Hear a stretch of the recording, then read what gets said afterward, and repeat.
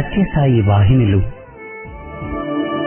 మానవాళి ఉద్ధరణకై సాయి భగవానుని దివ్య హస్తాల నుండి జాలువారిన ఆధ్యాత్మిక సాహితీ సౌరభాలు.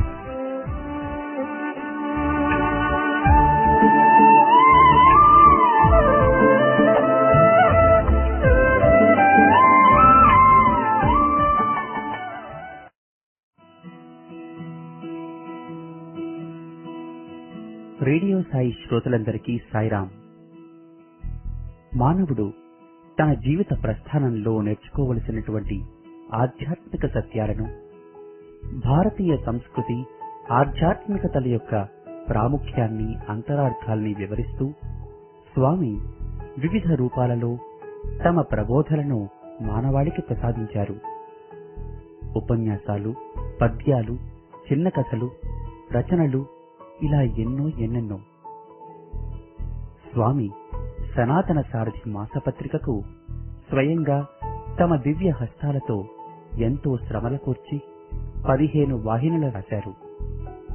ఆ వాహినుల పరంపరలో సాయిరాముడు సాక్షాత్తు శ్రీరామ కథను, దానిలో నిగూఢమైన రహస్యాలను తెలియపరుస్తూ రామకథా రసవాహినిని 2 భాగాలుగా ప్రసాదించారు. ఇప్పుడు మీకు సాయినాథుడు రచించిన రామకథా రసవాహినిని పుస్తక పఠన రూపంలో అందిస్తున్నాం. రామకథను హాయిగా వినండి. సాయిరాముడి లీలా వైభవాన్ని మనసారా ఆస్వాదించండి.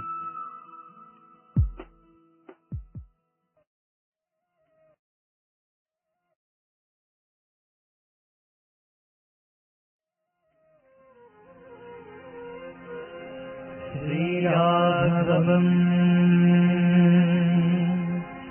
దశరథాత్మజమప్రమేయం సీతాపతిం రఘుకులాన్వయ రత్నదీపం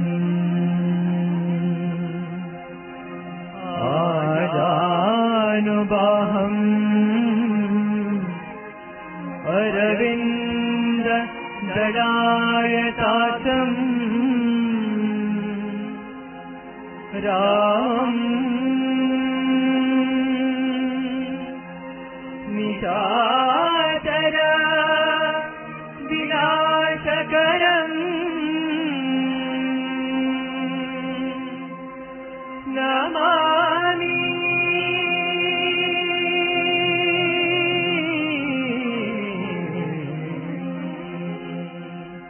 రామకథను వినరయ్యా, రామకథను వినరయ్యా, ఇహ పర సుఖములను సగే సీతా రామకథను వినరయ్యా. ఓం శ్రీ సాయిరామ్. రామకథా రసవాహిని.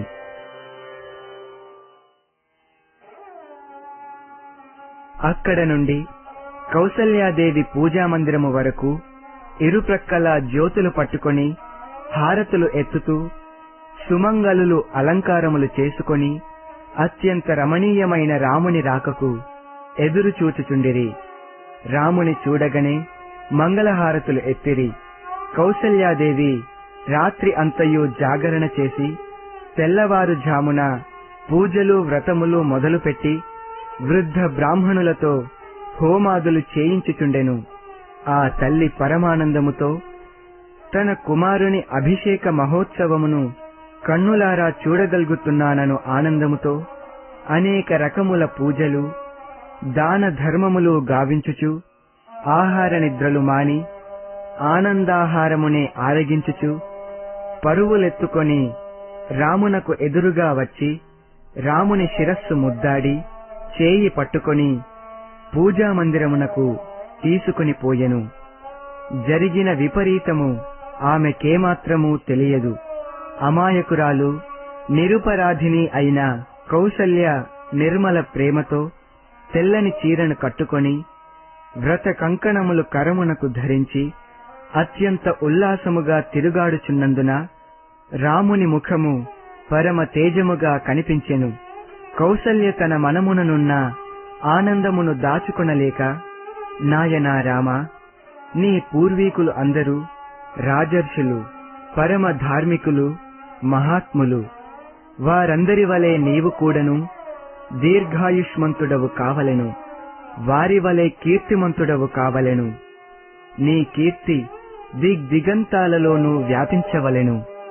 నాయనా, నీ వంశోచిత ధర్మాన్ని ఎప్పుడూ ఏమరుపాటుననైనను మరువక తప్పక ఆచరించవలెను అని ఆశీర్వదించుచు అక్షతలు శిరస్సున చల్లి ప్రక్కనే బంగారు పీట వేసి, నాయనా, రాత్రి అంతయు నీవు కూడాను దీక్షను పూనియుండుట చేతను ఉపవాస వ్రతము చేయుట చేతను కొంత అలసి ఉందువు.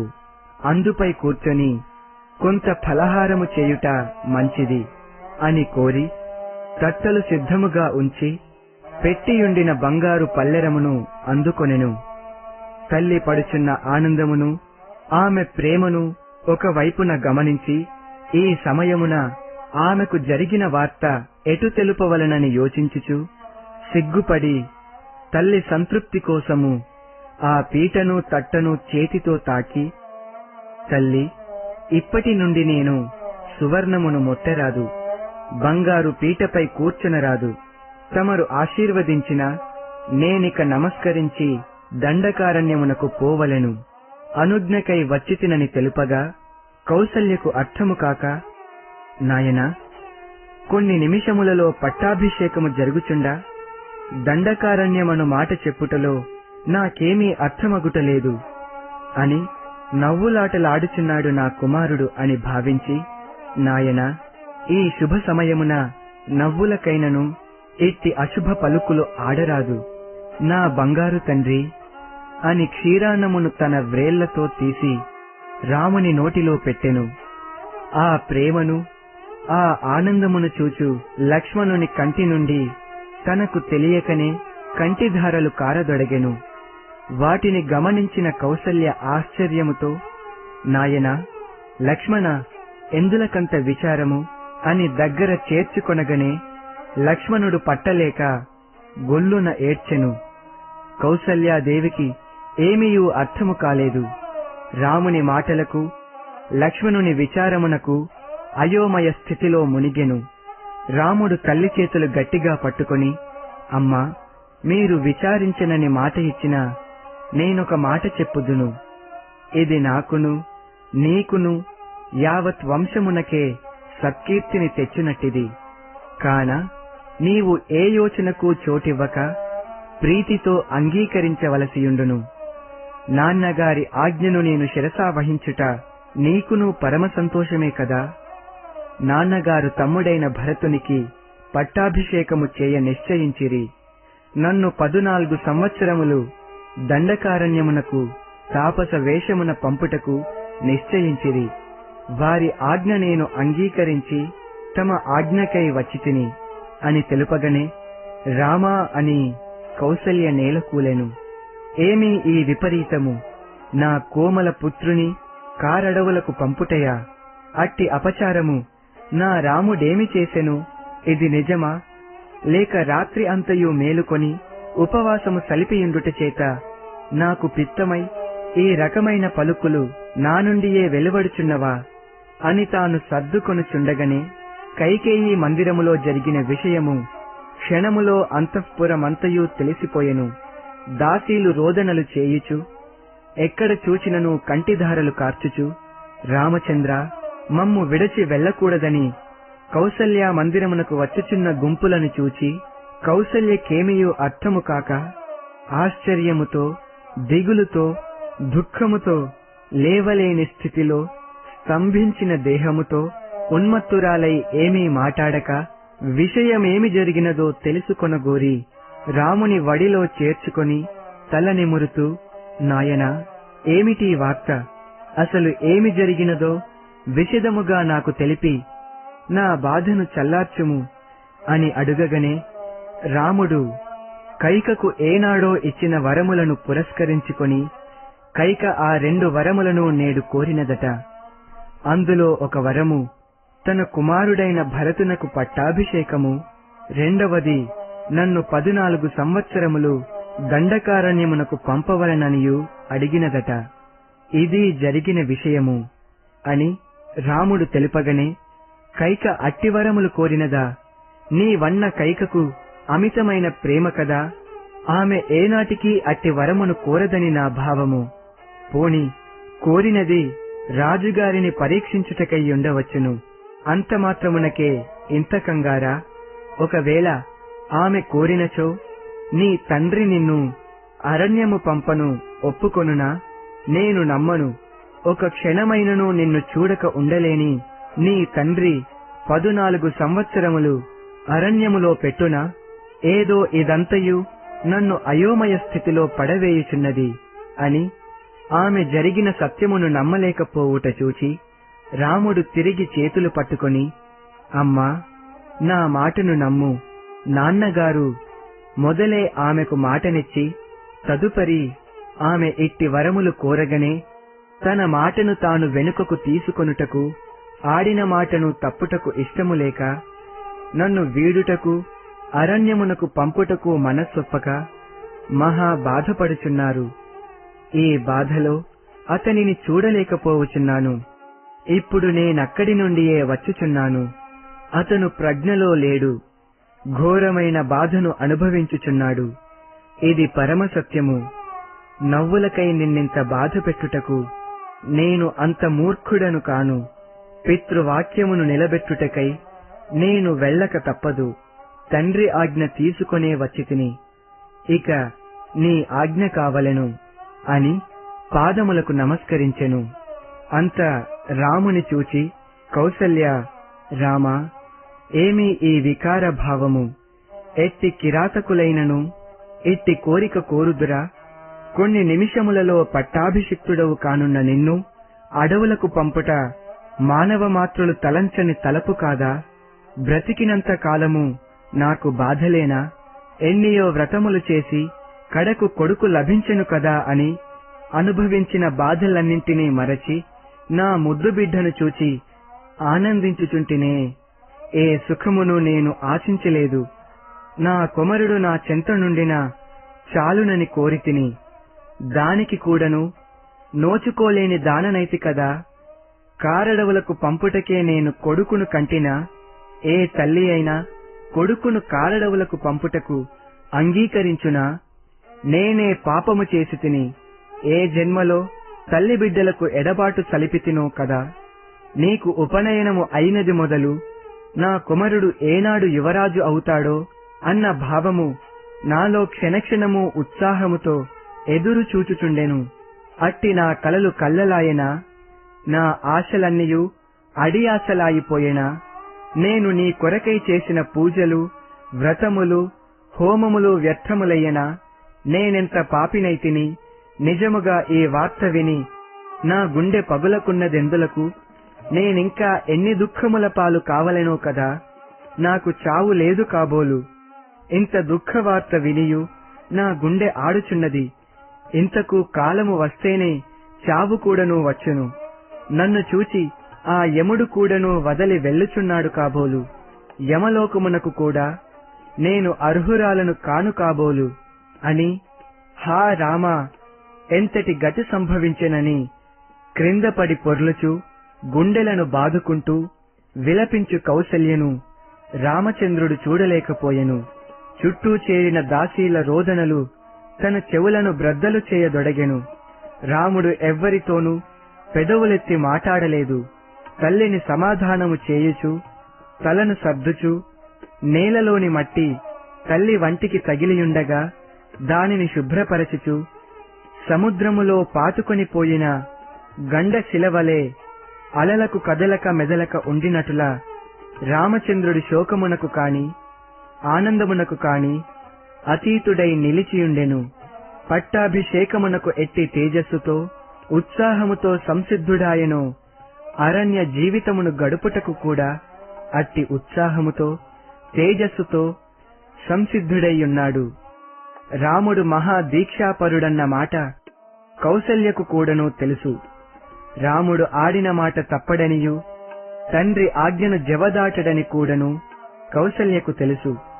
తానిక ఎంత విలపించినను రాముడు వెనుకకు తిరుగుడనియు అరణ్యమునకు తప్పక వెళ్ళుననియు పూర్తిగా తెలుసుకొని రామునికి అడ్డు చెప్పుటకు తాను ఏమాత్రము ప్రయత్నము చేయక మనస్సును గట్టి చేసుకొని, నాయనా, మన వ్రాత ఇట్లుండా యొకరినని ప్రయోజనముండదు, అన్నియూ మన మేలునకే.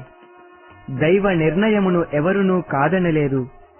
నాకేనాడును ఈ అయోధ్యలో అంతఃపురములో సుఖము లేదు, నేను అనుభవించనూ లేదు. కాన నా కుమారుడుండు స్థానమునందే నాకు సుఖమున్నది కాన, నేనును నీ వెంట వత్తును, గొనిపొమ్ము అని లేవ ప్రయత్నించెను. అంతలో దాసీలు ఆమెను పట్టుకొని ఆనించుకొని ఓదార్చుచూ కూర్చునబెట్టిరి. కౌసల్య మాటలను వింటూ ఆమె బాధను చూస్తున్న లక్ష్మణుడు తన మనసులోని భావములను అణచుకోలేక మహా ఉగ్రుడై చేతులు కట్టుకొని కౌసల్యాదేవిని చూచుచూ, ఓ పూజ్యురాలా, ఒక ఆడదాని మాటకు లోబడి రాముడు రాజ్యమును వదలుకొని అడవుల పాలు కావటమును నేనంగీకరింపను, సహింపను. తండ్రిగారు వృద్ధులగుట చేత మనస్సు స్థిమితము లేక, పైగా విషయలోలుడున్నో అగుట చేత కైకేయి ప్రేరణకు దాసుడై మన్మథ పారవశ్యములో పడి ముందు వెనుక యోచించక ఏమైనా ఆజ్ఞాపించగలడు. అట్టి ఆజ్ఞలన్నింటినీ మనము పాటించరాదు. నిత్యానిత్య పరిజ్ఞానము లేని స్థితిలోనున్న రాజు కాజాలడు. అట్టి వారి ఆజ్ఞ కాజాలదు. కాకున్నా రాజ్యములో కూడాను ఉండక అడవులకు వెళ్లగొట్టవలసినంత మహాపరాధము రాముడేమి చేసెను? రామునికి శత్రువులు కాని, అపరాధములు చేసి శిక్షననుభవించుచున్న కిరాతకులు కాని లేరు. అట్టివారు సహితము రాముని చూపునందైనను దోషారోపణము చేసి ఎరుగరే. ఏ ఒక్క దోషము ఎన్నడూనూ రామునికి ఆపాదించి ఎరుగరే. అటువంటి నిరుపరాధిని, నిర్మల చిత్తుని, పవిత్ర పురుషుని అడవులకు వెళ్లగొట్టుటలో ఏ రాజుకును అధికారము లేదు. రాముడు రుజువర్తనుడు, జితేంద్రియుడు. ఎట్టి శత్రువులనైనను అతడు ఆదరించెను. అట్టి సుపుత్రుని ఎట్టి తండ్రి అయినను అడవులకు వెళ్లగొట్టునా? అందులో మహాధార్మికుడు, పవిత్ర వీరుడు, సర్వధర్మ ప్రవర్తనుడు అయిన రాజు ఇట్లు ఆజ్ఞాపిస్తాడా? దీనిని పట్టి చూడ దశరథునకు మతిభ్రమణమయ్యుండవచ్చును, లేదా మన్మథ పరవశుడు అయి ఉండవచ్చు. ఈ రెండు స్థితులలోనూ ఉన్నవారి ఆజ్ఞ ఆచరణ యోగ్యము కాజాలదు. పిచ్చివాని వలె, ఏమియూ తెలియని పిల్లవాని వలె ప్రవర్తించుచున్న రాజు మాటలను మన్నించనవసరము లేదు. రాజనీతిని మరచి, లోకరీతిని విడిచి, పుత్ర వాత్సల్యమునకు స్వస్తి చెప్పి, ఉన్మత్తుడై చిత్తమును స్వేచ్ఛగా వదలి సంచరించే దశరథుని ఆజ్ఞగా పాటించుటలో నేనంగీకరింపను అని లక్ష్మణుడు అంటూ రాముని వైపు తిరిగి చేతులు కట్టుకొని, రామా, నన్ను మన్నింపుము. ఈ విషయము ఇతరులకు తెలిసే లోపలనే నీవు రాజ్యాన్ని స్వాధీనము చేసుకొనుము. నేను ధనుర్ధరుణ్ణి అయి నీ వెంట ఉందును. నా ధనుస్సు పూజించుటకై లేదు. అయోధ్య నగరమున నిన్ను ఎదిరించే వారిని దండించుటకే ఈ ధనుస్సు ఉన్నది. అట్లు ఎదిరించువారు అయోధ్యలోనే కాదు, ఎందెందునూ లేరు. అట్లు కాక నిన్ను ఎదిరించటమే జరిగిన నా ఈ తీక్షణ బాణములకు ఈ మహానగరము నిర్మానుష్యమైపోగలదు. వేయేటికి భరతుడు, అతని హితమును కోరే ఇంకా ఎవరైనను కాని నా మీదికి వచ్చునట్లయినా వారలనందరినీ నాశనము చేతును. కైకేయి ప్రోత్సాహము వలన దశరథ మహారాజే శత్రుత్వము వహించి మనపై వచ్చెనా, ఆయనను కూడాను లెక్క చేయను. అతనిని బంధించి చెరసాలయందుంచుదును అని ఇంకా ఏమేమో చెప్పబోవుచున్న లక్ష్మణుని చూచి రాముడు, లక్ష్మణ, మాటలు మితిమీరుచున్నవి. నా ఇష్టమును ఎవరునూ కాదనలేరు, నా సంకల్పమును ఎవ్వరూ మార్చలేరు. నేను అడవికి వెళ్ళక తప్పదు. నాపై గల ప్రేమతో నీవు నా ఎడబాటును భరించలేక ఇట్లు మాట్లాడుతున్నావు. శాంతము సర్వమునకు రక్ష. నీవు శాంతము వహించు. తండ్రిని కాని సోదరుడైన భరతుని కాని ద్వేషించకు. వారు పవిత్రులు, నిర్మల చిత్తులు. కైక కూడను పరమ పవిత్రురాలు, పూజ్యురాలు. ఆమె కోరిన కోరికయందు కూడా ఎట్టి దోషమునూ లేదు. తన కొడుకైన భరతుని కంటెను నన్ను అధికముగా ప్రేమించెను, చెంత చేర్చెను, ఆదరించెను, ఆడించెను, ఆనందించెను. అట్టి దేవి ఎట్టి లోక విరుద్ధమైన కోరికను కోరినదన్నా ఇందులో ఏదో ఒక అంతరార్థము లేకపోలేదు. ఇది దైవ నిర్ణయమే కాని పురుషాహంకారము ఏమాత్రమునూ లేదు.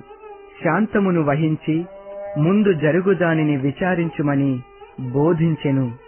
అంత లక్ష్మణుడు రామునకు నమస్కరించి, రామా, నీకు రావలసిన రాజ్యమును ఏ హేతువు వలన కైకేయీదేవి తన కుమారునకు కట్టపెట్టతలచెను? ఏ ధర్మమును ఏ బలమును చూచుకొని అట్లు చేసెను?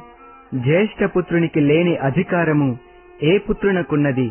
మీరు పితృ ప్రేమచే ఇట్టి మూర్ఖపు ఆజ్ఞలను సహితము శిరసా వహించుచున్నారు. కాని మీరెన్ని చెప్పినను నేను సమ్మతించెను అని కౌసల్య వైపునకు తిరిగి, ఓ దేవి, నేను నిజముగా రామానురక్తుణ్ణి. సత్య ప్రమాణము చేసి చెప్పుదును. రాముని విడచి నేనొక నిమిషము కూడాను నిలువను. రామునికి ఒకవేళ రాజ్యకాంక్ష లేక అడవులయందే నివసించుట ప్రీతిగా తోచినా నేను కూడా అతనితో వెళ్ళుదును. అతని అడుగుజాడలను అనుసరింతును. అతనిని నీడవలే చూచుకొందును. అతడు ఆజ్ఞయే చేసినా మండుటగ్నిలోనైనను ఆనందముతో దుముకుదును. రామాజ్ఞ తప్ప అన్యుల ఆజ్ఞను నేను చెవియందైనను వేయను. అమ్మా, మీ దుఃఖమును నే చూడలేను. మీకు కుమారుడైన రామచంద్రుడు నాకు ప్రాణముతో సమానము. అట్టి ప్రాణమును వీడి ఉండుటకు ఎట్టి వాడును అంగీకరించడు కదా అని లక్ష్మణుడు చెప్పుచున్న పలుకులు కౌసల్యకు కొంత శాంతిని చేకూర్చినవి. లక్ష్మణుని తల నిమురుచు, కుమారా, నీ ప్రేమ నన్ను ఎంతనో సంతోషపెట్టుచున్నది. నాకు నీ వచనములు మహాబలమునందించుచున్నవి. నీబోటి సోదరుడు లోకమున అరుదు. ఇట్టి పుత్రరత్నములను కన్న తల్లులు మహాపవిత్రులని లోకులు తలంతురు కాని మేమెంత పాపము చేసితిమో ఈ బాధ మాకు తప్ప అన్యులకు అర్థము కాదు. రాముడు తన పట్టును వీడడు, అతనికి వెళ్ళక తప్పదు. కాన నన్ను కూడా మీతో గొనిపొండు అని విలపించినది కౌసల్య. లక్ష్మణుణ్ణి చూస్తూ రామచంద్రుడు, తమ్ముడా, నీకు నామీద ఎంత అనురాగమున్నదో నేనెరుగుదును. నీ పరాక్రమము, బలము, ప్రభావము కూడాను నాకు తెలియనిది కాదు. సత్య స్వరూపములు తెలుసుకొనలేక తల్లి అయిన కౌసల్య మహా దుఃఖమును అనుభవించుచున్నది. అంతియేకాక కన్నకడు పగుట చేత ఇట్టి బాధ సహజమే. కాని సకల పురుషార్థములకు ధర్మమే మూలము. ధర్మము సత్యము మీదనే నిలిచియున్నది. సత్యము లేక ధర్మము నిలువజాలదు. సత్య ధర్మములు రెండును అవినాభావ సంబంధము కలవి. పితృవాక్య పరిపాలనచే నాకు ఇప్పుడు సత్య ధర్మములు రెండును సమకూరుతున్నవి. తల్లికి కాని తండ్రికి కాని పెద్దలైన గురువులకు కాని మాట ఇచ్చిన తరువాత ధార్మికుడైన వాడు ఎవడునూ తప్పడు, తప్పకూడదు.